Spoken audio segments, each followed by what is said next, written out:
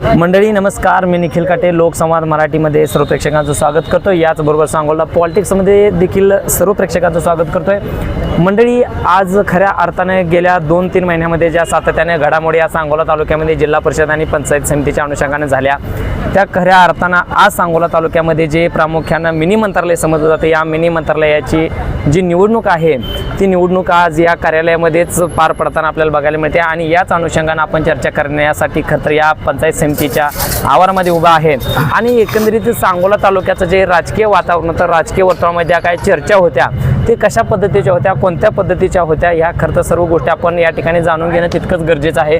कारण यामध्ये जर प्रामुख्यानं बघितलं तर सांगोला तालुक्यामध्ये निवडणुकीमध्ये सांगोला तालुका विकास आघाडीमध्ये दीपक आबा आणि शेतकरी कामगार पक्ष हे दोघं एकत्र होते. आणि महायुती जर बघितलं तर शहाजी बापू आणि भारतीय जनता पार्टी हे दोघं सोबत होते. यामध्ये खऱ्या अर्थानं बघितलं तर नगरपालिकेमध्ये शहाजी बापूंना जे यश होतं ते मोठं मिळालं होतं. मात्र पंचायत समितीमध्ये दोघांचे खरं तर कुठंतरी इक्वल झालेलं आपल्याला चित्र बघायला मिळालं. मात्र आज या पंचायत समितीमध्ये झेंडा कोणाचा लागणार आहे या संदर्भात चर्चा करण्यासाठीच आपल्यासोबत सांगोला पॉलिटिक्सचे संपादक बाळासाहेब माघारे देखील आहेत आणि आम्ही याच अनुषंगाने चर्चा करणार आहे. सर तर निखिल मंडळी, आपल्याला माहीत आहे की सांगोला पंचायत समितीच्या या राजकारणामध्ये मोठा ट्विस्ट तयार झाला आहे. आणि काल ज्या काही घटना मुंबईमध्ये घडल्या आणि त्याचं पडसाद सांगोल्यामध्ये उमटलं. घटना काय घडली तर सांगोला तालुका विकास आघाडीमध्ये घटक पक्ष असलेल्या दीपक आबा साळुंके पाटलांचे 3 सदस्य जे आहेत पंचायत समितीचे ते भाजप पक्षामध्ये प्रवेशित झाले. त्यांनी भाजपचं उपरणं घातलं, ते फोटो व्हायरल झाले आणि आज सकाळपासून या सगळ्या घटनांना वेग आला आहे. मंडळी, आज सकाळी भाजपची या सगळ्या सदस्यांना घेऊन एक बैठक झाली आणि भाजपच्या वतीनं अर्थात महायुतीच्या वतीनं त्याच्यामध्ये भारतीय जनता पक्ष आहे, दीपक आबा आता भाजपमध्ये गेल्यात जमा आहे आणि शिवसेना आहे. यांचं आता सध्या 8 सदस्यांचं बलाबल आहे निखिल. 8 सदस्य आहेत. तर या 8 मधले 5 सदस्य हे मूळचे शिवसेनेचे आहेत आणि 3 सदस्य हे दीपक आबांच्या गटाचे आहेत. अर्थात 8 सदस्यांचं हे पक्षीय बलाबल झालेलं आहे. आणि दुसऱ्या बाजूला शेतकरी कामगार पक्षाकडं फक्त आता सध्या 6 जागा राहिलेल्या आहेत. असे 14 जागांचं गणित आहे. तर निखिल, आपण जर बघितलं तर सांगोल्याच्या ह्या राजकारणामध्ये आज जी राजकीय घटना घडामोड घडली याच्यामध्ये मोठ्या प्रमाणातले एक ट्विस्ट तयार झाले. कारण महायुतीच्याकडनं दीपक आबांचे हे 3 सदस्य सोबत घेऊन सत्ता स्थापनेचा दावा केला आहे. आणि हा दावा करत असताना महायुतीच्या वतीनं जे उमेदवार देण्यात आलेले आहेत त्याच्यामध्ये पूनम इंगवले ह्या दीपक आबाच्या गटाच्या पूर्वाश्रमीच्या कार्यकर्त्या, त्या भाजपच्या कार्यकर्त्या म्हणून आता सभापती पदाचे उमेदवार आहेत.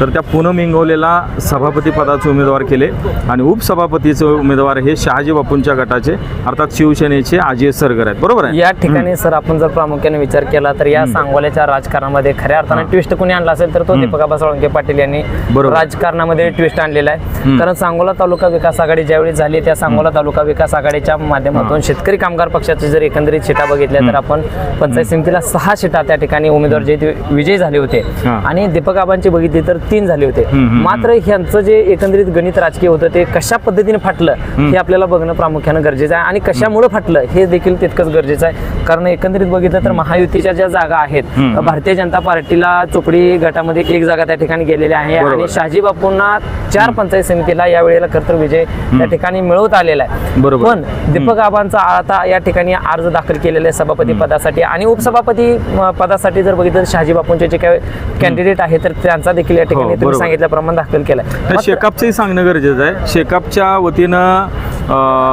पूनम काजल काशीत या सभापती पदाचे उमेदवार त्यांनी अर्ज दाखल केला आणि उपसभापती म्हणून छाया कोळेकर शेकापच्या पंचायत समितीच्या सदस्य आहेत. निखिल, आपण जर इथलं सध्याची जी परिस्थिती बघितली तर 8 जागांचं जी ताकद आहे तर ती महायुतीकडे आहे आणि 6 जागांची ताकद ही शेकापकडे आहे. याचा अर्थ असा आहे की महायुतीचे उमेदवार अर्थात भाजपनं जे काही उमेदवार दिलेले आहेत पंचायत समिती सभापती उपसभापती पदाला ते बऱ्यापैकी यशस्वी होतील असं चित्र आहे. निखिल, आपण काही वेळापूर्वी आमदार दीपक बाबासाहेबांच्या बैठकीला आपण होतो. सुदगिरनवर बैठक झाली.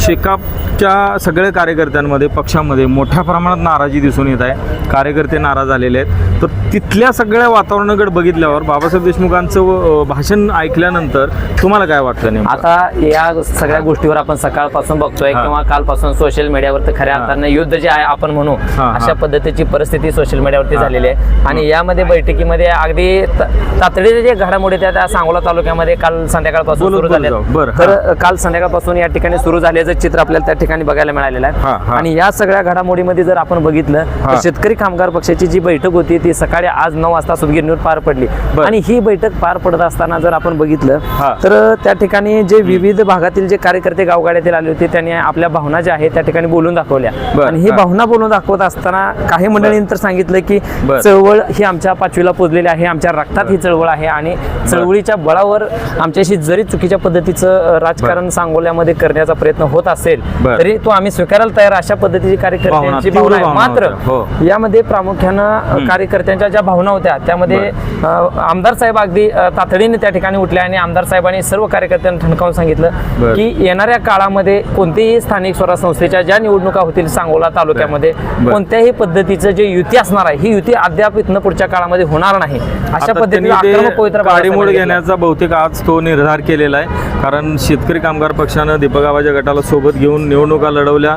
आबा गटाचे 3 सदस्य निवडून आले, मात्र ऐन वेळेस सत्ता स्थापनेच्या वेळेस आबांनी त्यांना दगाबाजी केल्याचं त्यांचं म्हणणं आहे. आणि इथून पुढच्या काळामध्ये अशा दगाबाजीच्या कुठल्याही युतीला थारा न देता स्वतंत्रपणे लढण्याचा निर्णय घेतला. पण पालकमंत्र्यांमुळेच हा खरं तर सांगोला तालुक्यातील राजकारणात ट्विस्ट आल्याच्या भावना जी तीव्र आहे त्या शेतकरी कामगार पक्षांच्या हा, हा. खरं तर कार्यकर्त्यांनी बोलून दाखवलेले आहेत. बरोबर आहे. आणि पालकमंत्री हा फक्त जनतेचा एक वेगळ्या पद्धतीचं राजकारण या सांगोला असेल हा. किंवा सोलापूर जिल्ह्यामध्ये करतात अशा पद्धतीच्या तीव्र भावना या पालकमंत्र्यांनी घेतलेल्या आहेत. आणि हे पालकमंत्र्यांमुळेच ह्या राजकारणाचा खरं तर गदारोळ या सांगोला नाही, निखिल, झाल्याची याच्यामध्ये एक गोष्ट आपल्याला प्रेक्षकांना सांगावं लागेल की पालकमंत्री जयकुमार गोरे ह्या जिल्ह्याचे पालकमंत्री झाल्यापासून त्यांच्या ज्या महत्वाकांक्षा आहेत जिल्ह्याच्या बाबतीत त्या मोठ्या प्रमाणात वाढलेल्या आहेत. खरं तर मान खटावच्या पुरतं सीमित असणारं त्यांचं नेतृत्व होतं, परंतु त्यांना पालकमंत्री म्हणून आयुष्यात पहिल्यांदा संधी मिळाली सोलापूरच्या निमित्तानं.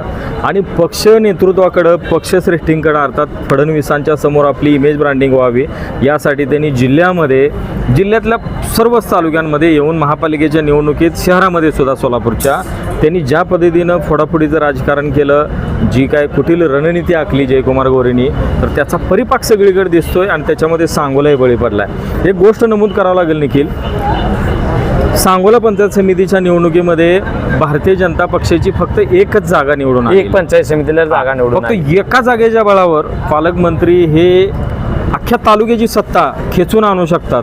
ही जादू फक्त भाजपच करू शकते. त्याची कारण काय असू शकतात? कशाच्या बळावर आता करते? यामध्ये जर आपण बघितलं तर शहाजी बापू असतील, दीपक आबा असतील अथवा आमदार जे विद्यमान आहेत ते अच्छा. असतील आणि शहाजी बापू देखील असतील. हा. हे सर्वच जे राजकीय मंडळी सांगोला तालुक्यामध्ये ही 3 नेतृत्व जे आहे ती प्रामुख्यानं खरं तर मानली जातात. बरं. आणि आता बघितलं तर भारतीय जनता पार्टी देखील आपल्या सांगोल्यामध्ये तुम्ही सांगितल्याप्रमाणे वर कुठेतरी तोंड करताना आपल्याला बघायला मिळते. बरं. परंतु ह्या तिघांवरती खऱ्या अर्थानं पालकमंत्र्यांनी दबाव तंत्र वापरल्याची चर्चा बरोबर दबक्या आहे आवाजात अगदी. कार्यकर्त्यांच्या माध्यमातून होताना बघायला मिळते. का घाबरत का असतील? दबावाला बळी पडतं असं आता वाटतंय का? ह्याच्यामध्ये आपण खरं तर आतमध्ये गेटमध्ये एंट्री करत असतानाच काही कार्यकर्त्यांनी बोलून दाखवलं की पालकमंत्र्यांनी दीपक आबांचे सुद्धा काही घोटाळे जे आहेत ते काढण्याचा प्रयत्न केला, त्यामुळे दीपक आबांनी हे असू शकतं का तसं? असं अशा भावना आहेत. बरं. याचबरोबर पालकमंत्र्यांना शेतकरी कामगार पक्ष हा सांगोल्यातील संपवायचा आहे अशा देखील भावना या ठिकाणी येत असताना कार्यकर्त्यांनी नाही, पण बोलून निखिल, दाखवलं. याला दुसरा एक पैलू आहे, तोही आपल्याला वगळून चालणार नाही. कारण पालकमंत्र्यांच्या दबावाच्या राजकारणाला पहिल्यांदा सांगोल्यात कोण बळी पडला असेल तर ते शेतकरी कामगार पक्ष आणि आमदार डॉक्टर बाबासाहेब देशमुख. बाबासाहेब देशमुख पहिल्यांदा बळी पडले पालकमंत्र्यांच्या दबावाला.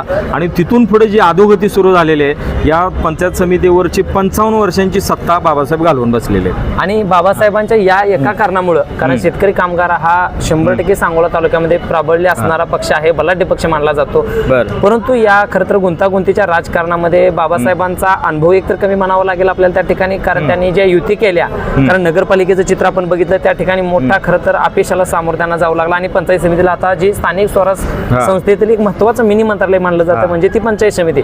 या पंचायत समितीतून सांगोला तालुक्यातील जे असणाऱ्या 103 गावं आहेत त्या 103 गावांचा खरा अर्थात कारभार, विकास हो. किंवा कारभार चालतो. त्या विकासावर बाबासाहेबांनी पाणी फिरले म्हटलं तरी सुद्धा आपल्याला वावगं ठरणार नाही. याचं कारण फक्त एकच, बाबासाहेब कुठल्या आमिषाला तर बळी पडलेले नाहीत का, किंवा भारतीय जनता पार्टीने काही लोणचं त्यांना मला पुरवले का? मला अशा तसं नाही पद्धतीचं वाटत निखिल. माझं एक वैयक्तिक मत असं आहे याच्या बाबतीत की मागच्या 2019च्या निवडणुकीमध्ये शहाजी बापू ज्यावेळेस तालुक्यात निवडून आले तर ते आल्यानंतर त्यांनी 5,000 कोटी रुपयांचा जो निधी आणला सांगोल्यामध्ये, त्या निधीचा आजही गवगवा केला जातो. त्या निधीबद्दल फार अशा वावड्या अफवा आहेत. निधी कुठं दिसत नाही, रस्त्यात खड्डे आहेत, खड्ड्यात रस्ते आहेत, कुठं कामं झालेली दिसत नाही, फक्त नारळ फोडल्याचे फोटो आले वगैरे वगैरे. अजूनही फार मोठा वाद आहे त्या संदर्भातला. परंतु सर आता तुम्ही सांगितलं ह्याच्यामध्ये एक गोष्ट महत्त्वाची अशी आहे की हे सगळं झाल्यानंतर शहाजी बापूंनी जो 5,000 कोटीचा जो गवगवा केलेला आहे, तर या गवगव्याच्या तुलनेत जे विद्यमान आमदार आहेत बाबासाहेब देशमुख, तर यांच्याकडून या दीड वर्ष झाला तर निवडून येऊन, तर याच्यामध्ये एकही विकासाचा नारळ फुटलेला नाही. बाबासाहेबांना भीती कदाचित अशी असू शकते की असंच जर चालू राहिलं तर पुढच्या हे टर्म जर संपत आली 5 वर्षाची, एकही जर नारळ नाही फुटला विकास कामांचा तालुक्यामध्ये, तर बाबासाहेबांची फार मोठी नामुष्की होऊ शकते. आणि केवळ त्याच भीतीपोटी जयकुमार गोरे यांच्या दबावाला बाबासाहेब देशमुख हे बळी पडतात असं माझं म्हणणं आहे. स्वर्गीय गणपताबांनी गेली 55 वर्ष सातत्याने या सांगोला तालुक्याचं राजकारण केल्याचं चित्र आपण बघितलेलं आहे. वेगवेगळ्या माध्यमात असतील, वेगवेगळ्या साहित्यामध्ये देखील आपण ते वाचत आलेलो आहे. आणि स्वर्गीय गणपताबांच्या नंतर सांगोल्याच्या राजकारणात इस्कूट झाल्याचं चित्र आता आपण खरं तर गावगाड्यामध्ये फिरत असताना बघितलेलं आहे. कार्यकर्त्यांच्या भावना देखील आपण बघितलेल्या आहेत. बरोबर. आणि बाबासाहेब जर अशा पद्धतीचं राजकारण केलं तर तुम्ही म्हटल्यासारखं येणाऱ्या काळात त्यांच्यासाठी मोठी नामुष्की या सांगोला तालुक्याच्या राजकारणात होऊ शकते. याचबरोबर तुम्ही सांगितले की शहाजी बापूंनी 5,500 कोटीचा निधी आणला. कारण आपण आता सांगोला शहरात फिरत असताना वेगवेगळ्या पद्धतीनं बघितलं तर इथंच या ठिकाणी आपण समोर बघू शकतोय की डॉक्टर बाबासाहेबांचं जे अशी अगदी मोठी कामं या ठिकाणी बापूंनी केलेली आहेत. याचबरोबर दीपक आबा जे होते ते शहाजी बापूंबरोबर 19च्या विधानसभेसोबत होते आणि त्यानंतर खऱ्या अर्थाने त्या दोघांचं फाटलं.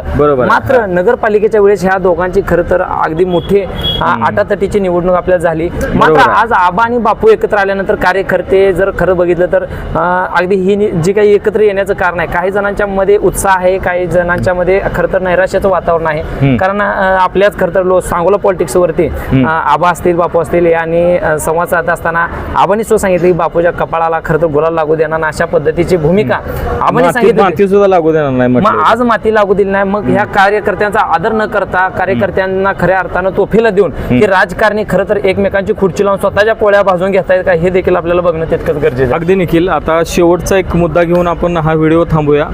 मंडळी, तुम्हाला माहिती आहे की आजचं जे एकूण चित्र झालेलं आहे सांगोल्याचं, हे विचित्र चित्र आहे. कारण याला त्याच शब्दामध्ये वर्णन करावं लागेल. सांगोल्याचं हे विचित्र राजकारण आहे. कारण सांगोला तालुका विकास आघाडीचं स्पष्ट बहुमत असताना तब्बल 6+3 अशा साधारणतः 9 जागा यांच्याकडे असताना आणि महायुतीकडे 5 जागा, अशा एकूण 14 जागांचे गणित होतं. तर 9+5 असा साधारणतः हा फॉर्म्युला होता. स्पष्ट बहुमत होतं निखिल. तर एवढं सगळं असताना दीपक आबा हे सांगोला तालुका विकास आघाडीपर्यंत शेकापला सोडून का गेले, हा शेवटचा मुद्दा आपण चर्चेला करूया. का गेले त्याचं महत्त्वाचं कारण होते राजे साळुंखे पाटलांचा पराभव, जवळ्यातला पराभव. त्याच्या संदर्भातलं थोडक्यात आपण विवेचन आता जवळा गट जो आहे तो प्रामुख्यानं दीपक आबांचा बालेकिल्ला मानला जात होता.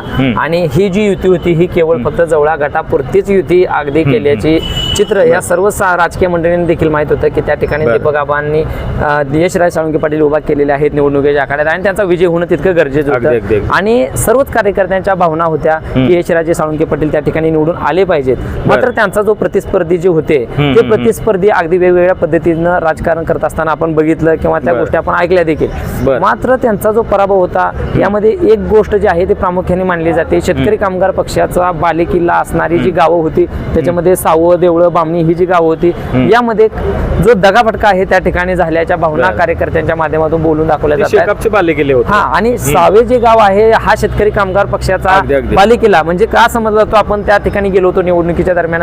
कार्यकर्त्यांनी भावना व्यक्त करताना सांगितलं की आम्हाला जरी आडवं कापलं उभं कापलं तरी आमचं रक्त हे लालच निघणार, अशा पद्धतीच्या अगदी तीव्र प्रतिक्रिया दिल्या होत्या.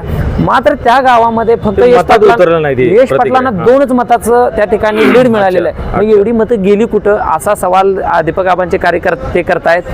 पण याच्यामध्ये दीपक आबांचे कार्यकर्ते ज्या भावना व्यक्त करतायत ते साहजिक काय करतात, त्याचा पराभव झालेला आहे. पण बाबासाहेब देशमुख जे आहेत शेतकरी कामगार पक्षाचं नेतृत्व आहे, विद्यमान आमदार आहेत, त्यांनी तर काय कार्यकर्त्यांना सूचना दिल्या नाहीत का, त्यामुळे असा त्यांचा पराभव झाला अशा पद्धतीचा तर्कवितर्क लावला जातोय. आणि त्यामुळे यशराजेंचा देखील पराभव झाल्याचा आहे. कारण सोशल मीडियावरती बघितलं की वेगवेगळ्या पद्धतीने कार्यकर्त्यांनी स्टेटस ठेवले. हे पहिलं पान होतं, दुसरं पान तुम्हाला दाखवलेलं आहे.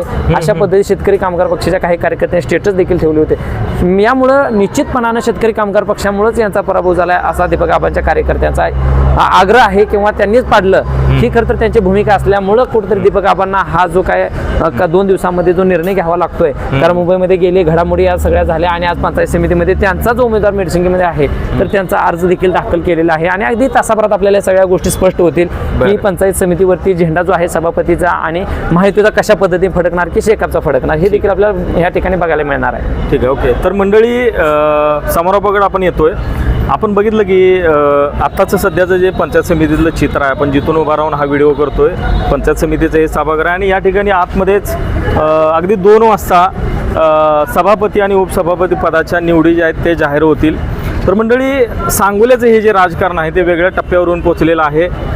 महायुतीचा ध्वज जो आहे आणि पर्यायानं भाजपचं कमळ या पंचायत समितीच्या सभागृहावर आजपासून उमलणार आहे. मंडळी, हीच पंचायत समिती आहे.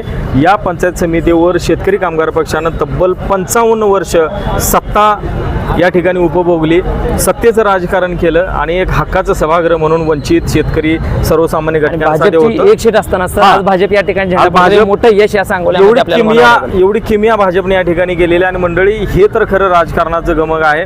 मंडळी, सांगोल्यामध्ये यापूर्वी अशा पद्धतीचं राजकारण कधीही झालं नव्हतं, परंतु सांगोलेकरांसाठी आजचा हा दिवस हा फार आश्चर्यजनक जो आहे तो उगवलेला आहे. आणि मंडळी, अगदी 2 वाजताच या ठिकाणी भाजपचं कमळ उमलण्याची बातमी आपल्याला समोर येईल. भाजप महायुतीचा जो सभापती उपसभापती आहे तो निवडला जाईल. आपण इथेच थांबतो. धन्यवाद. आपण सांगोला पॉलिटिक्स हे यूट्यूब चॅनल जर पहिल्यांदा पाहत असाल तर नक्की सबस्क्राईब करा आणि तालुक्यातील प्रत्येक बातम्या, ताज्या घडामोडी काही क्षणात जाणून घ्या.